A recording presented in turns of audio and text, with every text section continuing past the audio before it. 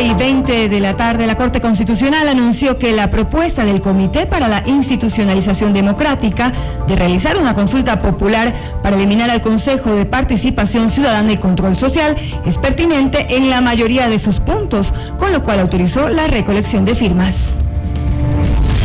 La entrevista a la carta, en diálogo directo con los protagonistas de los hechos.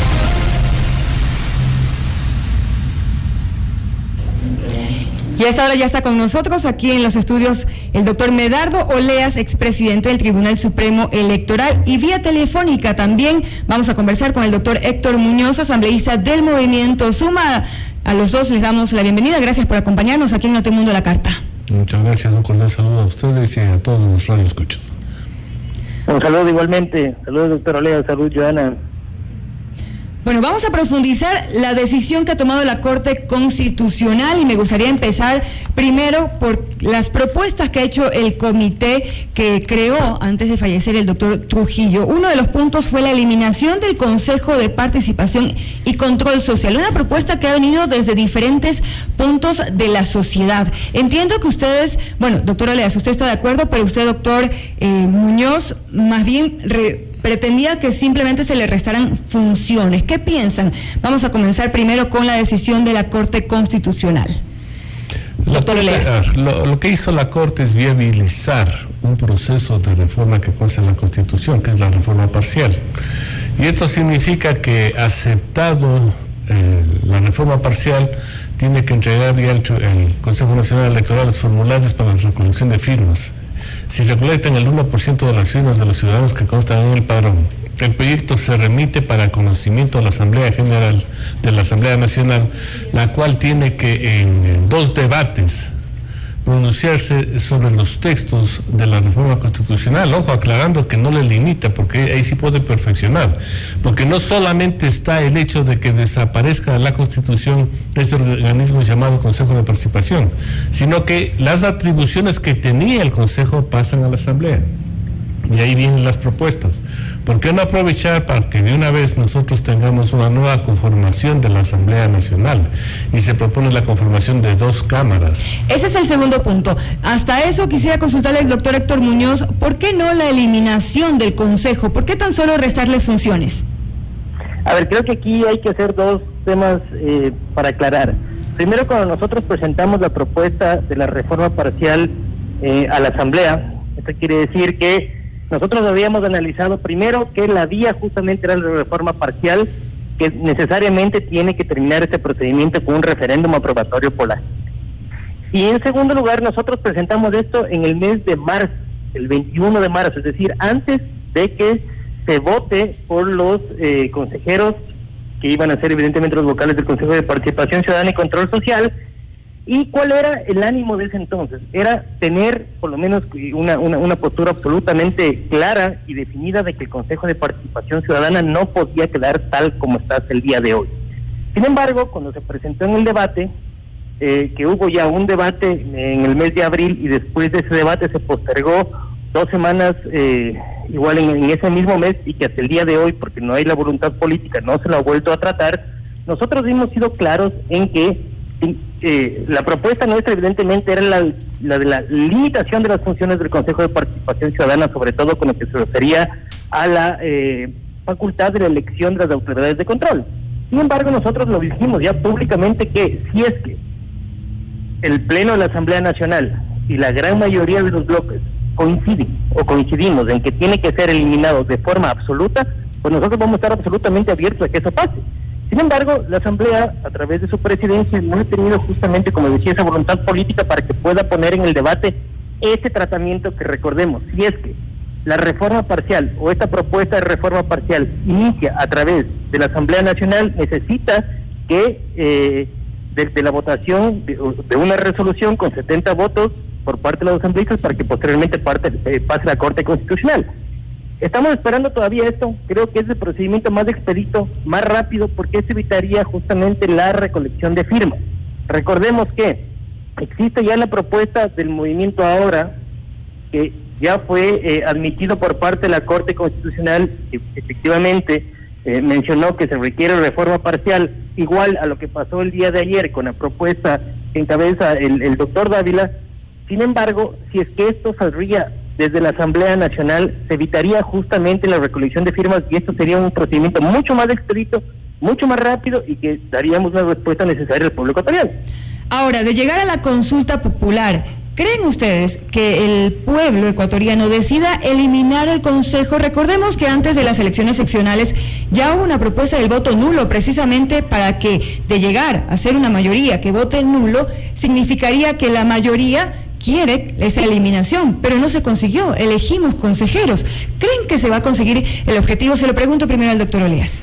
A ver, aclaremos una cosa, tal como están las cosas, sí hay un pedido que se realiza a la Corte Constitucional para que se califique el procedimiento de reforma, y este es aceptado como la reforma parcial.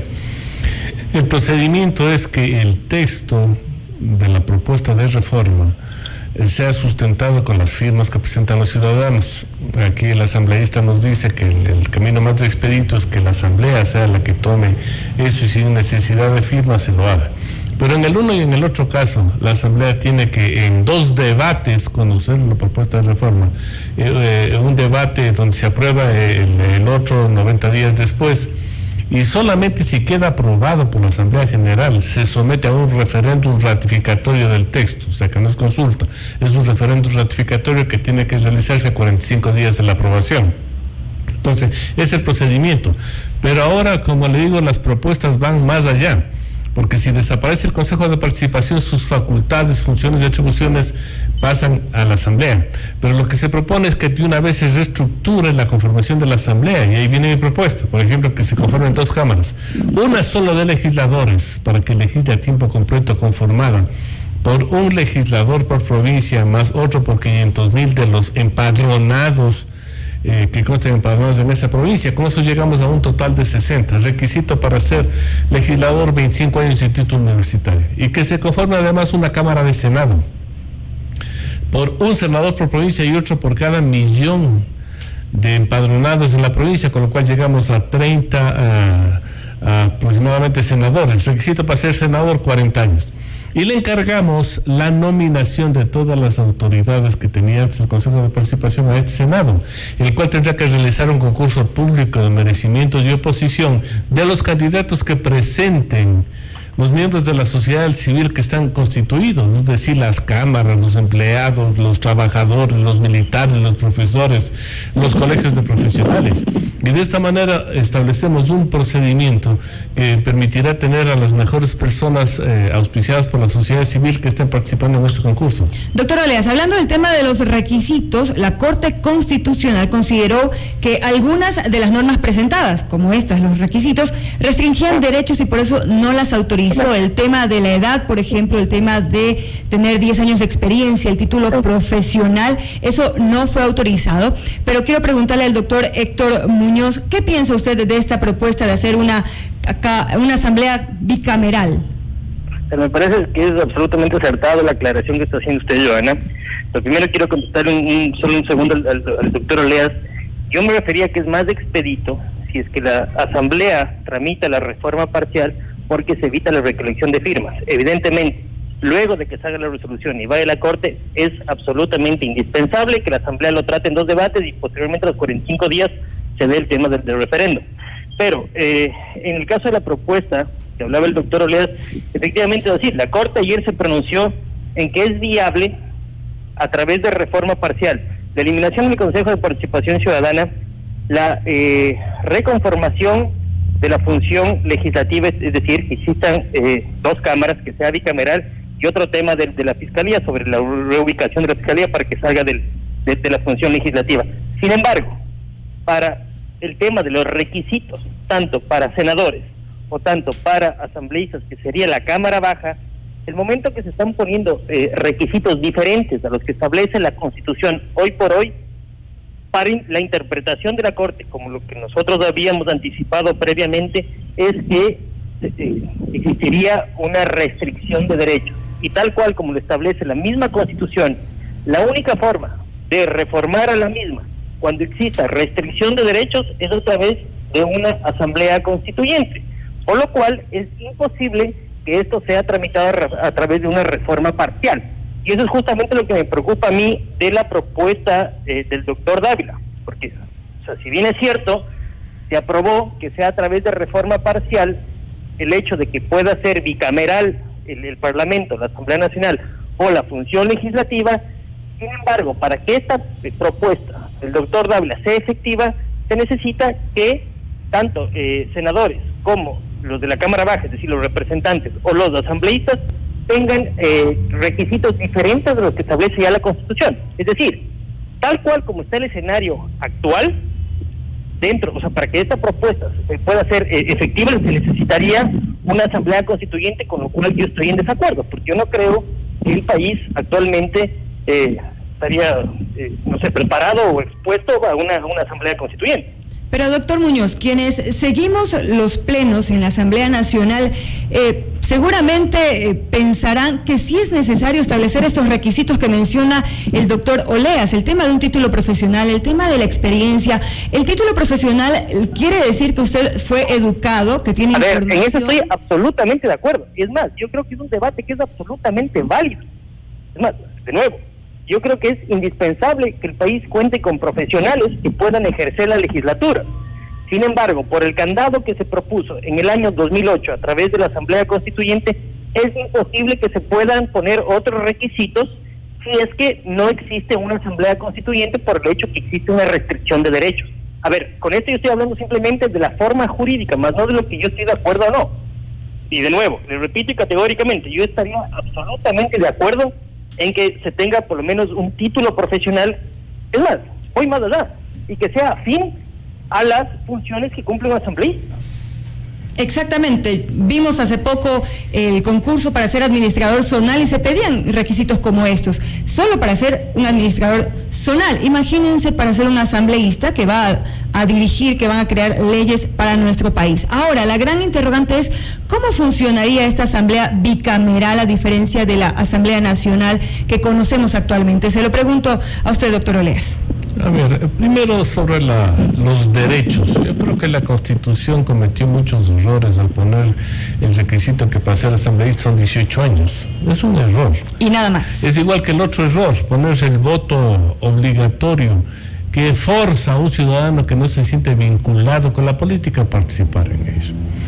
Entonces yo creo que a la larga deberíamos ir vía reforma parcial también analizando estos hechos que perjudica a la profesionalización de la política para poner a gente con conocimiento, experiencias precisamente en la Asamblea Nacional. Entonces yo creo que estas cosas tendrán que manejarse de otra manera a futuro por la interpretación que hace la Corte Constitucional del respeto a los derechos. Lo segundo, yo creo que si se va a hacer una Cámara, le corresponde a la Asamblea establecer qué funciones tendrá la una y qué funciones tendrá la otra. Porque, como le dije, ahora es cuando deberíamos debatir la conformación de esta Asamblea, las funciones, las atribuciones, a efectos de que no tengamos una Cámara baja, una Cámara alta. Yo propongo que sea una Cámara de legisladores y otra de senadores, a la cual se le encargue a la una la función de legislar y a la otra precisamente la nominación y el control político. Entonces yo creo que por ahí entra ya la discusión y ahí tiene la responsabilidad la Asamblea de recoger todos estos criterios para ir conformando una nueva estructura de conformación y funcionamiento de la Asamblea Nacional, porque ahora, como vemos, no funciona.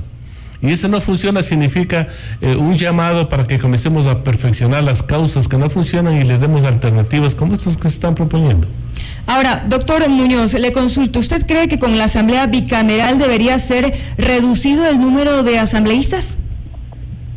Habrá que ver cómo es la propuesta. En definitiva, lo que yo leí, la propuesta que está presentada del doctor Dávila es que se mantengan los mismos. Sin embargo, algunos de ellos, o sea, mantengan los 137, digamos, y tal cual como está la conformación a través de las circunscripciones, y que me parece son 30, si me equivoco me corrigen, que sean los senadores, los otros sean los de la Cámara Baja. ¿Qué es lo importante de esto? Lo que yo siempre decía. Una vez que la Corte ya vio la viabilidad jurídica y constitucional para que esto lo pueda debatir la Asamblea, es importante que todas las propuestas, como por ejemplo la que presenta el doctor Oleas, sea absolutamente abierto para que lleguen a la Asamblea y se presenten todas estas iniciativas.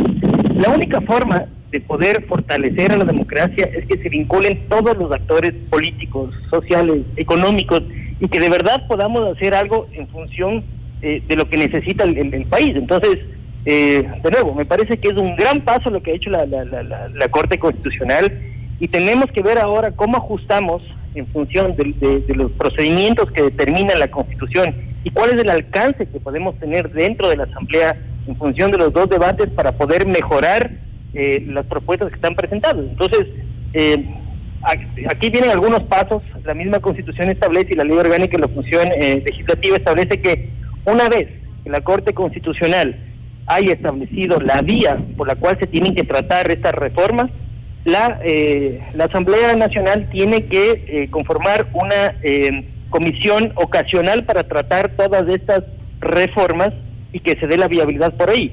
Yo creo que sería absolutamente necesario e importante que, por ejemplo, el doctor Oleas acuda a estas comisiones para poder perfeccionar y ver de nuevo qué es lo mejor para el Ecuador. ¿Qué dice usted, doctor Oleas? Claro, con mucho gusto, pero comencemos con una cosa. Por ejemplo, en este momento ya se presentaron las otras reformas al Código de la Democracia, en la que se plantea que desaparezcan las circunscripciones que tenemos ahora, que más causó perjuicios que beneficios, porque la representación de un asambleísta tiene que ser provincial a una asamblea nacional. Totalmente. Porque van a ser leyes nacionales, no leyes parroquiales ni cantonales. Para hacer leyes cantonales está el municipio con las ordenanzas, pero la visión que tiene que tener un asambleísta es nacional. Entonces se pidió que desaparezcan las circunscripciones para que nosotros tengamos en la elección solo representación provincial, y se pide ahí, por ejemplo, solo una cosita más, solo para evitar el problema que tuvimos en la última elección de más de 280 movimientos y partidos políticos que presentaron 80,000 candidatos, 23 que candidatos solo para la sean los partidos nacionales, por ser una elección nacional, los que presenten candidatos. Entonces, mire usted que entre una reforma del Código de la Democracia y la reforma constitucional podemos ir configurando un mejor sistema para la conformación de la Asamblea, que es lo que pide el pueblo ecuatoriano. Que sería genial. Sin embargo, todas las reformas en el tema electoral, recordemos que existe este candado que establece la misma legislación ecuatoriana, que no se pueden poner, o sea, hacer efectivas las reformas hasta un año antes de las elecciones siguientes. Es decir, las elecciones que nos vienen son en 2021, ¿no es cierto? Para que esto pueda ser tratado, es un mea culpa de lo que pasa en la Asamblea Nacional, con los tiempos que maneja la Asamblea, y evidentemente aquí también existe de nuevo este tema de la voluntad política. No sé si es que los tiempos alcancen para que las reformas al Código de la Democracia se los pueda llegar a hacer hasta un año antes de que sean las elecciones del 21, pero recordemos que es en febrero. Es decir, se debería tener listo el informe para segundo debate máximo en diciembre, que hasta el día de hoy, y les digo yo que estoy en la Comisión de Justicia, no lo hemos tratado. Entonces yo creo que es jurídicamente, y aparte del tiempo, quedaría muy complicado para que esto se lo dé. Bueno, y hablando de voluntad política, que usted ha mencionado, asambleísta, ¿cómo se pondrán de acuerdo todos los asambleístas en el legislativo bicameral? A ver, lo que pasa es que ahí las mayorías son diferentes, porque existe una mayoría, dependiendo cómo se establezca la bicameralidad, debe existir una mayoría o un consenso de la Cámara Baja, por llamarlo de alguna manera, y un consenso que determine los temas de las resoluciones que se traten en el Senado o la Cámara Alta. Entonces, existen algunas particularidades que yo creo que es muy sano, desde mi punto de vista absolutamente personal, creo que es muy sano para la democracia que el Ecuador vuelva a tener ese sistema bicameral en la legislatura.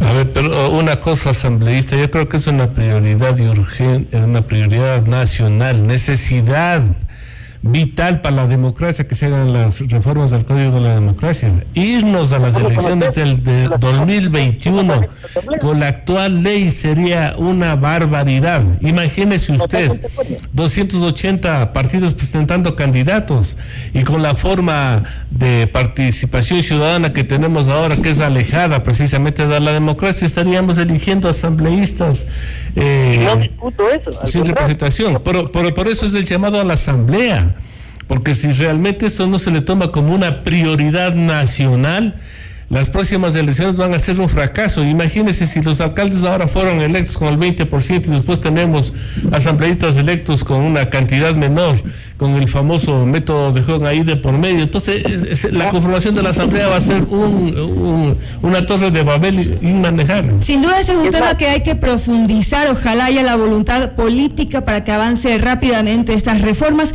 y, por supuesto, vamos a estar pendientes de esta recolección de firmas. Luego de la decisión de la Corte Constitucional, pasa el tema al Consejo Nacional Electoral para entregar los formularios. Hasta el momento, Movimiento Ahora y también el Comité de Institucionalización tienen esta autorización. Veamos cómo avanza este proceso. Quiero agradecerles al doctor Héctor Muñoz, asambleísta del Movimiento Suma, y por supuesto también al doctor Medardo Oleas, expresidente del Tribunal Supremo Electoral, por habernos acompañado esta tarde. Muchas gracias a ustedes, un abrazo. Esto es Notimundo La Carta, siempre bien informados.